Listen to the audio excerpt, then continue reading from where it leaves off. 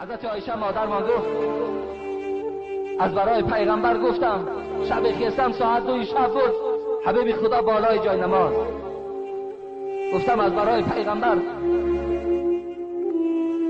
ای پیغمبری خدا، قدمات ورم کرده، زانوهات مثل زانوهای شتر ورم کردن. غفر لك ما تقدم من ذنبك و ما تأخر. آخی پروردگار گناه اول و آخری تو را مغفرت کرده است. خواب نمیکنی جانت کمتر راحت کنه.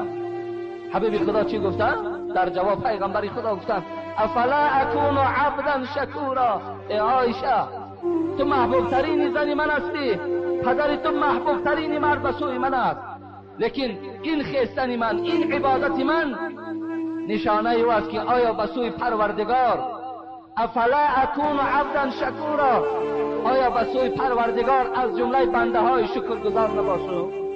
ببین حدیث های دیگر میگوید پیغمبر خدا ساعت 2-3 شب میشید خانه علی میرفت، خانه دامادش، دختری دوستدارش فاطمه. دروازه او را تق تق میکرد و میگفت الا تصلیان، نماز شب خواندین یا نخواندین؟ ببینید فاطمه را با علی بیدار میکرد، نماز شب خواندین یا نخواندین؟ حبیب خدا برای چی بیدار میکرد دختری دوستدار خدا، دامادی دوستدار خدا برای چی بیدار میکرد؟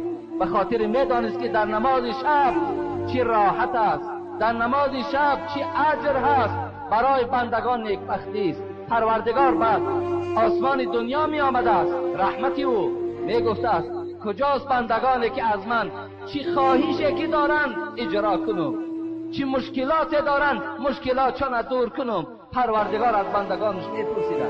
برادری عزیز و گرامی، از چمپیونات دیده برای تو 2 رکعت نماز به سوی خدا بهتر و خوبتر است. حبیب خدا گفتند جنت برای این